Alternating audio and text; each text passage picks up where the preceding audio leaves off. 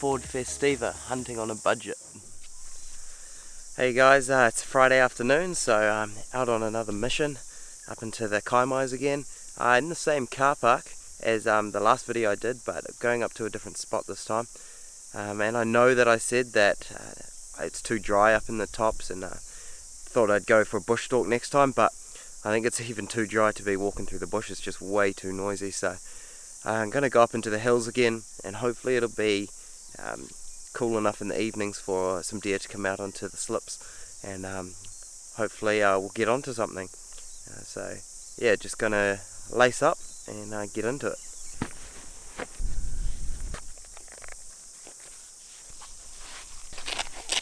We're all packed up, ready to go. Going to get to the top, bit crook at the moment. You can probably hear I sound a bit off, but I imagine I'm going to lose a fair bit of sweat and probably be a bit out of breath on the way up. But we'll see how we get on. It's an absolute cracker day, really hot, so hoping we have better luck this time than last time. This is where we're heading, Te Rerea Tukahia Hut. Excuse my pronunciation. 2 hours 40 minutes. Planning on getting to the hut, and there's a whole lot of slips all along here north of it, so hopefully get up there and see what we can find.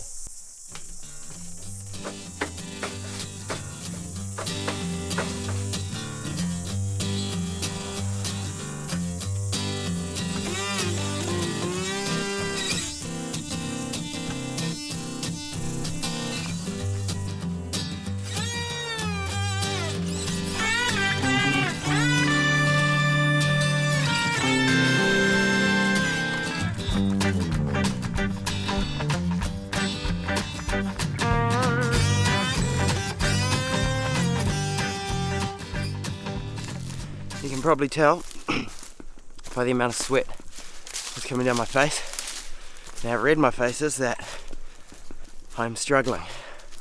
There's not going to be a lot of video going up this hill because I am on struggle streak. The old lungs are not feeling too flash walking up here, so I'm just gonna foot down and get up this hill. To be honest, I might actually slow my pace down a bit. It's just being a bit crook is not helping. Got another about 600 meters to the hut, but man, it's steep, this last little push. You can't really tell through the camera, but yeah, struggle street. I'll be glad to get to the hut. Hopefully there's heaps of water in the tank, which now that I think of it, it's not very likely considering it hasn't been raining for a long time. We can't be more than 100 meters from the hut. Nearly there. Made it to the hut. Whew, pretty hard yakka. Actually, I'll just check. It said it would take 2.5 hours to do that walk. I'll check what the GPS says. You can see it said 2.5 hours, only took me 1:50 hour. And we gained 562 meters in elevation, and we travelled 3.5 k's, so it's a pretty steep climb. Alright, so our Dog and Gun Coffee, let's focus on that. They are an Australian company that have just started releasing these drip filters, and they're purpose made for people who go outdoors a lot and don't like just having their classic instant coffee. So they sent us 2 bags. It was very nice of them. And I'm gonna try one. I have already tried them, and I love it, but I'll show you guys how it works anyway, and how easy it is, and then I'm going to give away the other packet on my Instagram. So once this video is published, you'll have to shoot over to my Instagram page, which is @Calvin_bushblokes, and that'll show you there how I'll tell you there how to get into the draw to win that, and it's well worth having. Those of you I've seen on Instagram that have already tried it seem to really like it, so yeah, good. So the water's boiled. They actually have like a demo on how to do all this on Dog and Gun's website, but anyway, you just want to let the water cool down for a couple minutes. Same as you would if you're doing, like your French press coffee. I drink that every morning, and I let it cool because if you pour it straight in boiling, it actually burns the coffee and it affects the taste. So just let it sit for a bit, and while we're doing that, while it's cooling, we'll open up the packet and I'll show you how it works. Alright, so open the packet. Smells really good. Alright, so it's pretty simple. You just open up these tabs on the sides, tear the top off, make sure all the coffee grinds are at the bottom, not going to fall out everywhere, and then you just place it inside your cup like so. Alright, our water has cooled down enough, and you simply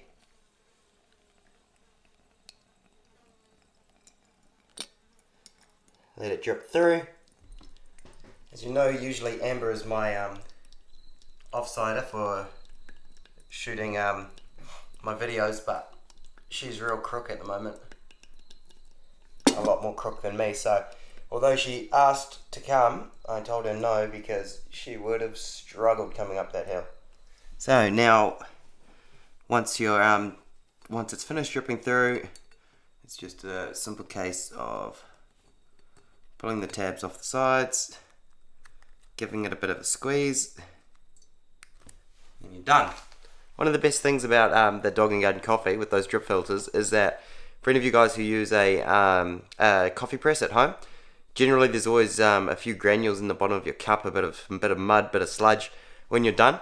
But I've been through a whole packet of this coffee, and there's nothing left at the bottom. It's a really fine filter, so that's a bonus because you don't waste any of your coffee, you get to drink it all. So yeah, head over to my Instagram, and you'll see the instructions there on how to win a packet. Get behind it, eh?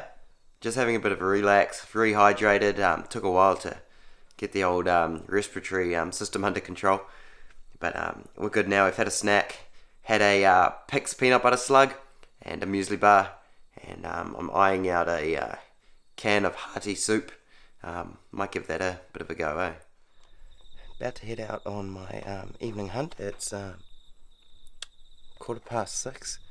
I'm just going to go have a scout around. I've never been here before, so I'm just going to try find a clearing to watch. There's one I can see obviously from the hut, but yeah, being so close to the hut, I'm a little bit skeptical.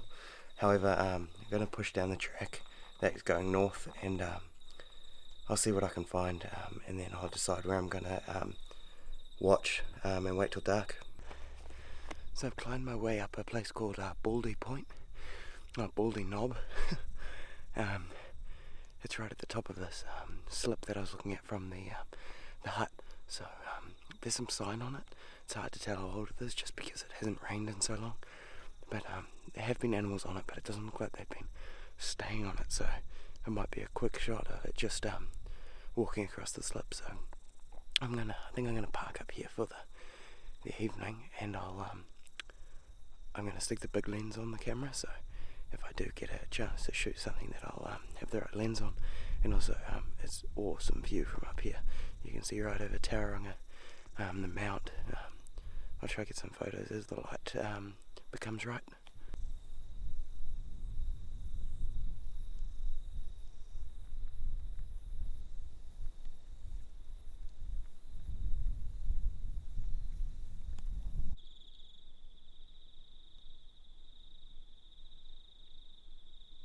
Tauranga. That's Kitty.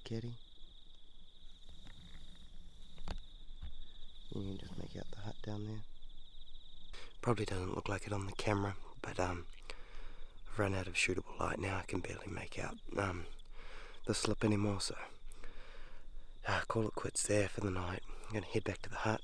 While I was up here, I saw some a man and his kid walking down towards the hut, so I have guests for the night, I guess. Maybe he'll know some more about this area and can get some valuable information off him. I guess the plan will just be wake up before the sun comes up, and then go for a walk and find another clearing to watch, and then once it gets a bit later, I'll probably look at walking through the bush, just doing a bit of a stalk if I can, quietly enough. Yeah. Alright, it's 6 o'clock in the morning, and pretty rough night's sleep with heaps of people in the hut. Just gonna go head out for a hunt now, see how we get on. Alright, up on top now, and as you can see, it's all foggy. Can't see much.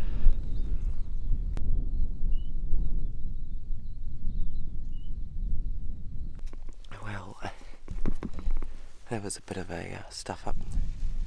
I saw a deer, so I dropped down behind a bush. I didn't have a good look at it, I just dropped behind a bush to stick the bigger lens on the camera so I could get a shot of it. And then I snuck in with the rifle, because I thought I'd seen that it was a stag, but anyway.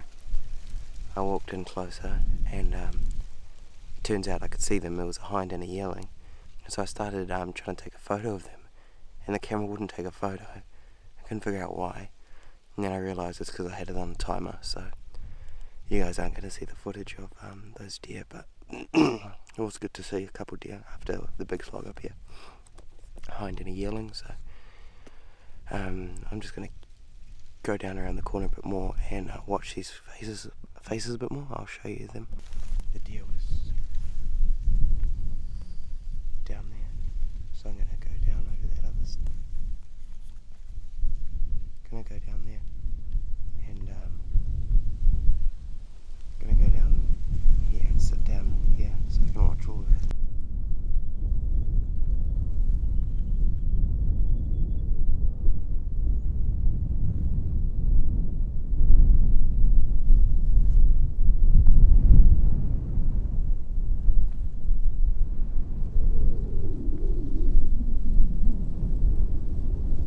And this is an epic spot, it's so high. I think we'll be close to 600 meters here, but the view over Tauranga and Kadikadi and that is just awesome. So she's now 17 minutes past 7. I'm going to go back and start heading back down the track.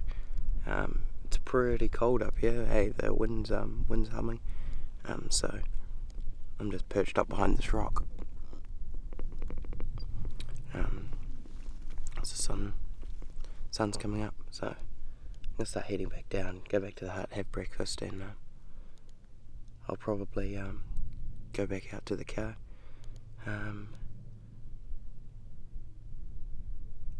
Yeah, it wasn't a wasted trip by any means. It's a pretty hard walk, and wasn't a lot of sign around, but it's always good when you see some deer, you know.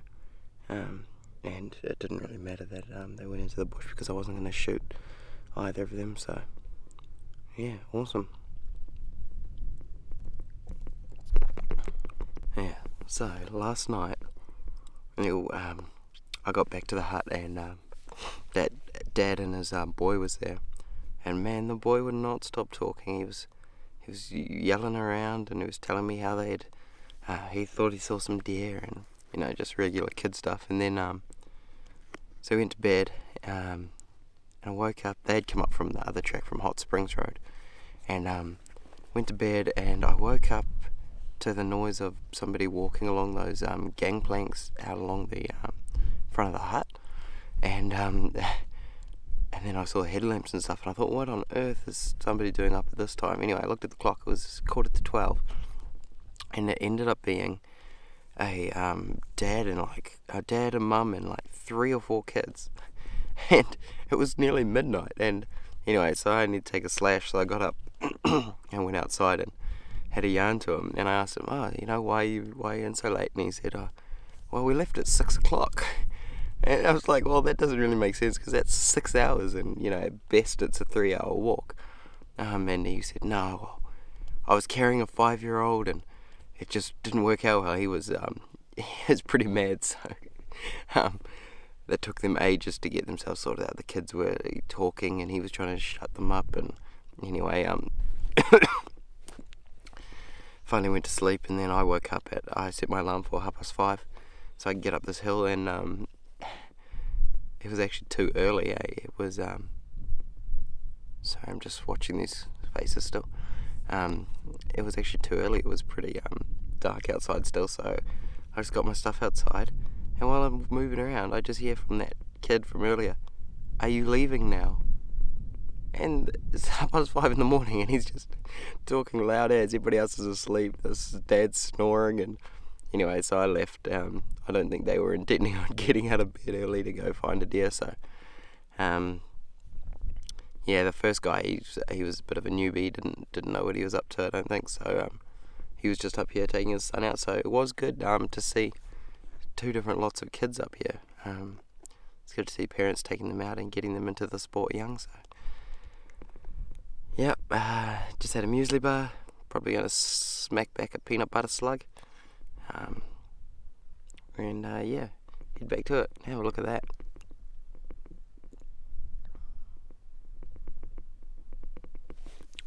Beautiful.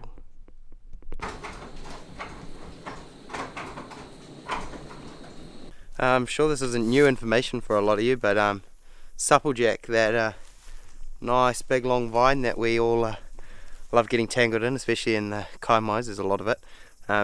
If you follow it down to the end, you can find the soft tip on it. You can actually eat the end of it. Tastes a lot like eating probably like raw asparagus maybe. It's just like eating raw vegetables. Doesn't taste too badly, and there's a bit of water content in there as well, so bit of a trick if you're out and you've finished all your Pig's peanut butter slugs, then you can get a snack on some supplejack. I'm going to head back down to the car now.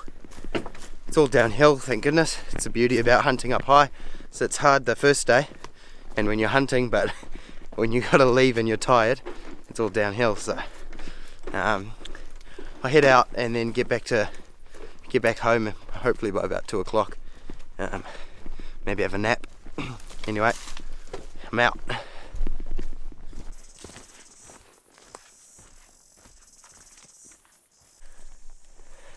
So yeah, the plan next weekend is to go and do some hunting in the Ruahinis. I'm going to be down that way, and I've gotten a hold of Dave Perry from Vanita Outdoors. We've spoken quite a few times, and I've done a bit of supporting with him and his brand Vanita, and he's gotten behind me and my endeavours as well. So the plan is, at this point in time, we're going to go for a hunt next weekend together, but whether or not the stars actually align and our schedules work together will be something to see. But yeah, so hopefully we'll be able to get a good hunt in there. Dave shot a deer last weekend, so hopefully he knows the spots. Yeah, I was just talking to him the other day about how we'd almost rather walk uphill than downhill. That's just because your knees get so sore walking downhill. It's almost better to be walking up. Yeah, I don't know. Let's see how we go, Dave. You know, a couple of weeks ago I was really nervous about hunting with this camera because it costs more than my rifle does. But I've sort of given up now, considering yesterday it fell off a tree when I was trying to do a walk past shot. I came around the corner and I couldn't see the camera in the tree anymore. It's because it was on the ground. So yeah, hopefully it lasts. Well, that was interesting. I was just walking along the track and came across two people, an older couple, stark naked. Yeah, all bits out for the world to see, going for a walk, and they just stopped and had a casual chat with me, and I wasn't filming for obvious reasons, but yeah, I can hear them coming behind me, so I better get going again. Interesting to say the least.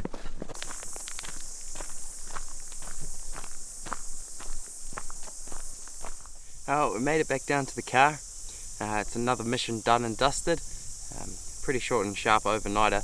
It wasn't very far. I think it was only 3.5 k's each way, but 500 meters elevation gain is pretty steep over that distance. So yeah, good for the fitness, good preparation for the Roar. I reckon I'll probably go back there in the Roar probably. I found a few spots where I think look pretty promising. If I'd known last night that same spot where I saw those deer this morning, if I'd known that spot was there, I would have gone there last night and watched that in the dark. But first time in there, I didn't know what was around. So yeah, so it's good to see some deer this time. Like I said earlier, go follow me on Instagram so you can get a chance to win that Dog and Gun coffee pack. It's really awesome. I had a couple of mugs while I was up there. Yeah, so stay tuned for more adventures, and thanks for watching.